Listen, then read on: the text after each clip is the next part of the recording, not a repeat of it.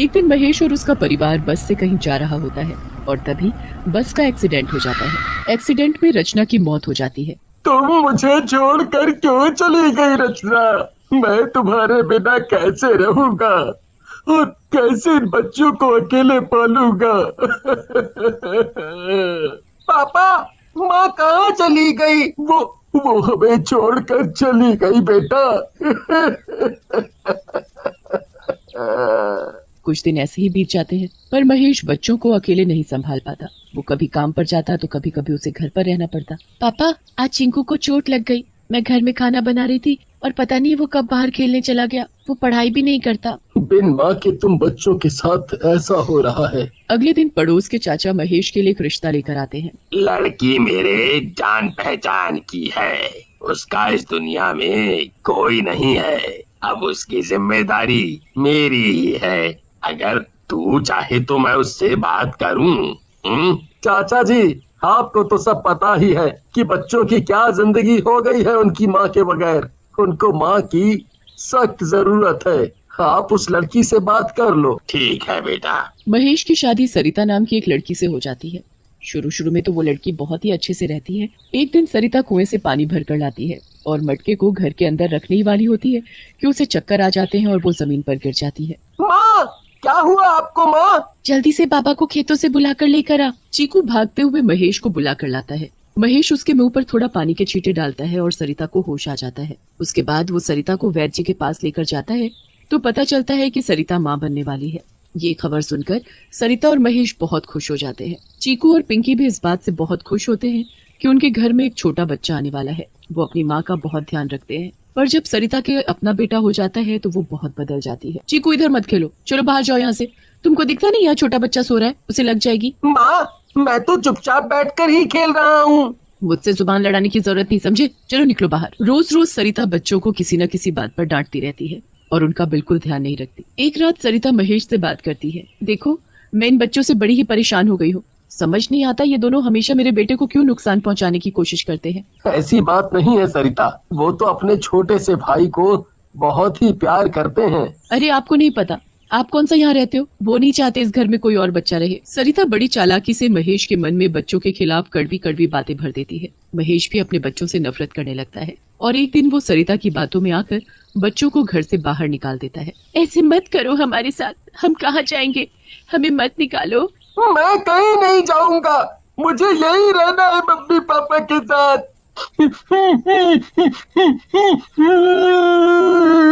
पिंकी और चीकू रोते रह जाते हैं, पर उनकी कोई एक नहीं सुनता और उनको घर से निकाल देते हैं। बेचारे बच्चे रोते रोते वहाँ से चले जाते हैं। रास्ते में चीकू को बहुत तेज भूख लगने लगती है। दीदी, दीदी, मुझे बहुत तेज भूख लग रही है, कुछ खाने को दिला दो। भूख तो मुझे भी लग रही है चीकू, पर मेरे पास एक भी पैसा नहीं है, तो कैसे तुझे कुछ दिलाऊं? तो क्या हम भूखे ही रहेंगे?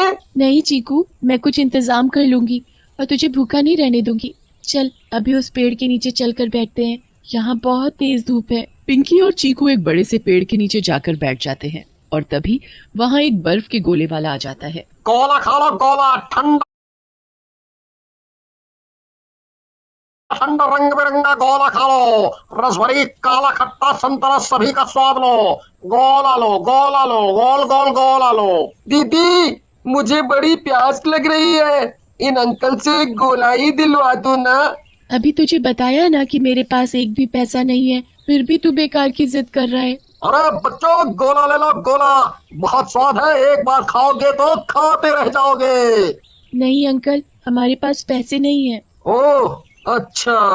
पिंकी और चीकू को वहाँ बैठे बैठे रात हो जाती है। चीकू बेचारा भूखा ही उस पेड़ के नीचे सो जाता है। गोले वाला वहाँ से चला जाता है। आज का दिन तो जैसे तैसे निकल गया, पर कल क्या होगा? हम क्या खाएंगे? अचानक पेड़ से एक आवाज आती है। ए बच्चों, यहाँ क्या कर रहे हो? मरने आए हो क्या यहाँ? कौन है यहाँ? चुड़ैल पिंकी के सामने आकर खड़ी होती है। चुड़ैल, चीकू जल्दी उठ और भाग यहाँ से। अब कैसे बचकर भाग पाओगे यहाँ से? अब तो तुमको मरना ही पड़ेगा। मारी दो तो अच्छा है, वैसे भी हमें तो मरना ही है। आखिर बिना खाए हम कब तक जिंदा रहेंगे? ए लड़की, ये क्या बोले जा रही है? और तू यहाँ इस वक्त क्या कर रही है? और ये लड़का कौन है? पिंकी चुड़ैल को सारी बात बताती है। चुड़ैल तो दोनों बच्चों को मारने वाली होती है, पर पिंकी की कहानी सुनकर तो उसे उन दोनों बच्चों पर दया आ जाती है। ये तो तुम दोनों के साथ बहुत बुरा हुआ। तुम्हारी माँ तो चुड़ैल से भी बुरी है। मैं चुड़ैल होकर भी किसी बच्चे के साथ ऐसे तो नहीं कर सकती जो उसने किया।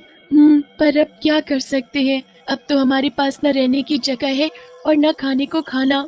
चुड़ैल और पिंकी की आवाज सुनकर अचानक चीकू उठ जाता है और चुड़ैल को देखकर बुरी तरह चिल्लाने लगता है। डर मत बच्चे, मैं तुझे कुछ नहीं कहूँगी। हाँ चीकू, ये चुड़ैल तो अच्छी चुड़ैल है, ये हमें कुछ नहीं कहेगी।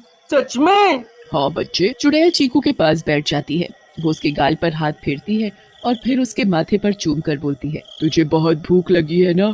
चल बता तुझे क्या खाना है। मुझे ना वो रंग बिरंगा गोला खाना है। चुड़ैल जादू से 2 गोले बना देती है। वो एक गोला चीकू और एक पिंकी को दे देती है। तुम्हें तो जादू भी आता है? हाँ बच्चों, मुझे जादू आता है और मैं जादू से हजारों गोले ला सकती हूँ। भूलो मत कि मैं एक चुड़ैल हूँ और अब तुम दोनों को परेशान होने की बिल्कुल जरूरत नहीं है। मैं तुम्हें पालूंगी। क्या? पर आप ये सब कैसे करोगे? मैंने कहा ना, मैं जादू से सब ला सकती हूँ। आप जादू से सब ला सकती हो, पर कुछ चीज ऐसी है जो हमें खुद करनी है, वो कोई हमें लाकर नहीं दे सकता। ऐसी कौन सी चीज है? विद्या, पढ़ाई। आप हमें किताबें तो ला दोगे, पर पढ़ना तो हमको ही है और उसके लिए हमें स्कूल जाना पड़ेगा। स्कूल जाने के लिए हमें पैसे चाहिए ताकि हम फीस भर सके। हम दोनों को पढ़ने का बहुत शौक है, हम पढ़ लिख कर कुछ बनना चाहते हैं। ये सब तो मैंने सोचा ही नहीं। आपने हमारे लिए इतना सोचा, वही काफी है। हमारे नसीब में पढ़ना नहीं लिखा तो क्या कर सकते हैं। चुड़ैल इस बात से बड़ी परेशान हो जाती है क्योंकि वो उन बच्चों के लिए कुछ करना चाहती है। वो उन दोनों बच्चों को अपनी गोद में ही सुला लेती है और उन्हें खूब प्यार करती है। बच्चे तो सो जाते हैं पर चुड़ैल पूरी रात यही सोचती रहती है कि वो पैसे कहाँ से लाए। इन बच्चों की जिंदगी में बर्बाद नहीं होने दूंगी, पर समझ नहीं आ रहा पैसे आएंगे तो आएंगे कहाँ से। मैं जादू से चीजें तो ला सकती हूँ पर पैसे नहीं, और मैं किसी के पैसे चुराकर इन बच्चों की पढ़ाई नहीं करवाना चाहती। चुड़ैल इसी के बारे में सोचती रहती है। सुबह हो जाती है और बच्चों के मुंह पर तेज धूप पड़ती है जिसकी वजह से उनकी आंख खुल जाती है। बच्चे उठते ही उस चुड़ैल को इधर उधर ढूंढने लगते हैं पर वो कहीं भी दिखाई नहीं देती। उसके बाद वो उस पेड़ पर भी देखते हैं पर वो वहाँ भी दिखाई नहीं देती। वो चुड़ैल आंटी कहाँ गई दीदी? पता नहीं चीकू, लगता है वो हमें छोड़कर चली गई। गोला ले लो गोला, इतना स्वाद और ठंडा गोला कि खाओगे तो खाते रह जाओगे। नहीं आंटी, हमें गोला नहीं चाहिए, हमारे पास पैसे नहीं है। तो पैसे कौन मांग रहा है चीकू? तुमको मेरा नाम कैसे पता? मुझे तो तुम दोनों के बारे में सब कुछ पता है। गोले वाली चीकू के गाल पर हाथ रखती है और उसके माथे पर चूमने लगती है। चीकू जोर से चिल्लाता है, ये तो मेरी चुड़ैल आंटी है। चुप चुप चुप, इतना जोर से मत बोलो वरना सबको पता चल जाएगा मैं एक चुड़ैल हूँ। पर आप ये ठेला कहाँ से लाई और ये सब क्या है? मैंने पूरी रात सोचा कि मैं तुम दोनों की पढ़ाई के लिए पैसों का इंतजाम कहाँ से करूँ, पर फिर मुझे चीकू का पसंदीदा गोला याद आया और मैंने सोचा कि क्यों ना यही काम कर लूँ। मैं दिन में गोला बेचूंगी और तुम दोनों बच्चों की जरूरत की सारी चीजें पूरी करूंगी। दोनों बच्चे उसको गले लगा लेते हैं और खुशी से रोने लगते हैं। अब से आप ही हमारी माँ हो। हाँ सच में, अब हम आपको माँ ही बोलेंगे मेरे प्यारे बच्चे। चलो अब तुम यहीं बैठो और मैं गोला बेच कर आती हूँ। चुड़ैल गोले वाली के रूप में पूरे गांव में गोला बेचने निकल पड़ती है। सब लोग उस गोले वाली को देख बड़े हैरान होते हैं कि एक औरत गोला बेच रही है।